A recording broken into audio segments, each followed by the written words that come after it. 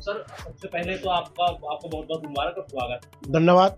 बड़े कठिनाइयों के बीच उभर से निकले सर, थोड़ा-सा बताएँगे अधिवक्ताओं के बारे में क्या कहना चाहेंगे जिन्होंने अपना कीमती वक़्त दिया आपको? देखिए, मैं सभी अधिवक्ताओं का दिल से जो है सबको मुबारकबाद देता हूँ, सबका आभार व्यक्त करता हूँ कि अधिवक्ताओं ने, चूँकि अधिवक्ता नेतृत्व में बदलाव चाहते थे और उन्होंने मुझे चुना नेतृत्व बदलने के लिए, इसके लिए सभी अधिवक्ताओं का बहुत-बहुत आभार। आपने एक नई रीत चला दी है कचहरी के अंदर मैनिफेस्टो जारी करके। जी। कई अधिवक्ता ये कह रहे हैं कि यार ये क्या कर दिया, अगली बार चुनाव कैसे होगा? अब जो आपने कहा है, कौन-कौन सी बातों को अमल में लाना चाहेंगे सबसे पहले शपथ के बाद? देखिए, मैनिफेस्टो आना चाहिए और आदमी को जो चुनाव जो लड़ता है, उसे एक विज़न के साथ आना चाहिए। केवल ये नहीं कि चुनाव लड़ने के लिए चुनाव आ गया।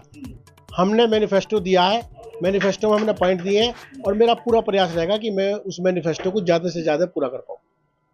मेन चीज़ें क्या लेना चाहेंगे शुरुआत में, जो अधिवक्ताओं की मूलभूत परेशानी पहले भी बात हुई आपसे? देखिए, मेन समस्या तो सामूहिक जो है जीवन बीमा पॉलिसी है और उसके अलावा अधिवक्ताओं के चैम्बर्स की समस्या है और साथ ही साथ जो है यहाँ पार्किंग की समस्या है। सर, ये तो हुई अधिवक्ताओं की बात। जो यहाँ आपसे मिलने लोग आते हैं, पीड़ित आते हैं, परेशान होते हैं और यहाँ से खारिज होने के बाद इलाहाबाद की तरफ रुख करना पड़ता है।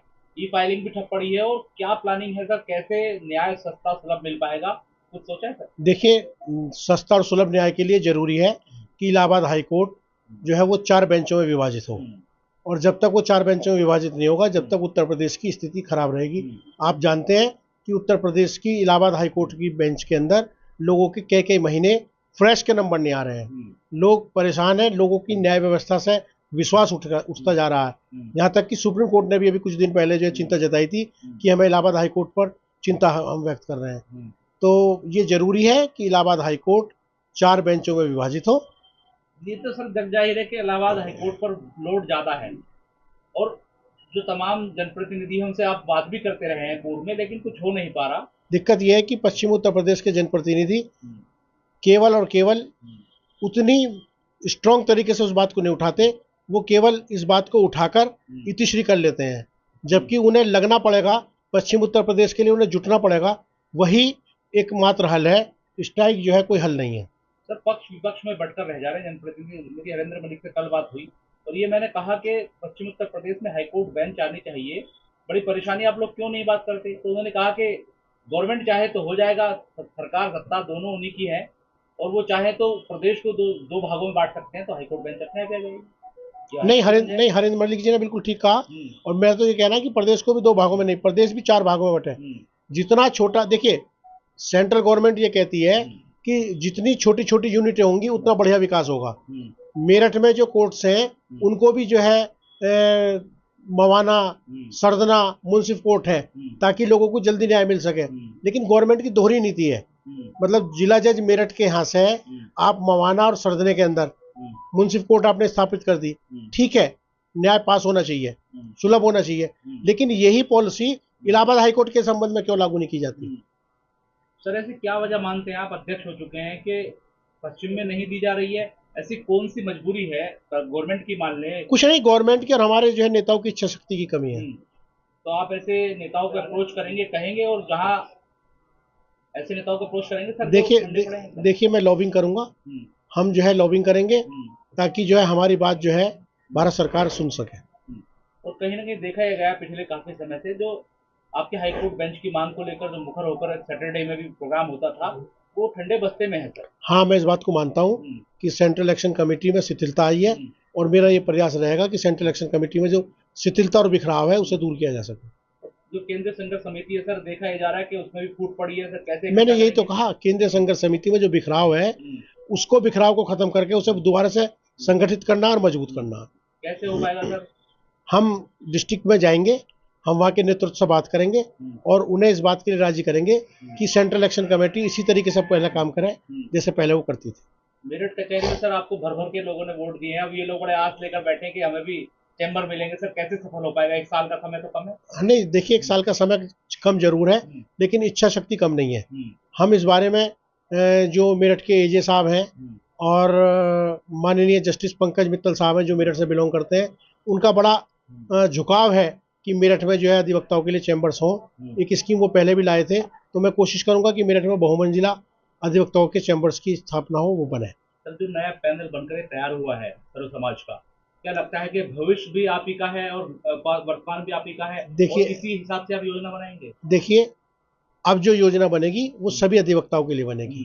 सर्व समाज पैनल या गठबंधन जो है वो चुनाव तक के लिए होते हैं। अब जो नई कमेटी चुनी गई है वो पूरे अधिवक्ता समाज की है, किसी एक वर्ग बिरादरी की नहीं है, सर्व समाज की नहीं है, सभी लोगों की है और सभी लोगों ने वोट दिया है। गठबंधन तो बनते हैं, लेकिन गठबंधन का मतलब ये नहीं है कि आपको अगर दूसरे समाज से वोट नहीं मिली, जब तक आपको दूसरे समाज से वोट नहीं मिलेगी तब तक आप जीत नहीं सकते। मुझे और मेरे पैनल को हर अधिवक्ता ग्रुप से वोट मिली है और हम सभी के प्रेसिडेंट हैं, हम सभी के सेक्रेटरी हैं। सर आप ही क्या बार-बार सभी जितने भी प्रेसिडेंट रहे सब कहते हैं कि पार्किंग व्यवस्था को दुरुस्त कर देंगे। बहुत समय से हम भी देख रहे हैं, उम्र हमारी भी हो रही है। लेकिन सर अब 1 साल में आप कैसे कर पाएंगे और क्या प्लानिंग है सर? देखिए, पार्किंग हम तो बना नहीं सकते, हम स्टेट पे दबाव डाल सकते हैं, तो वही प्रयास किया जाएगा।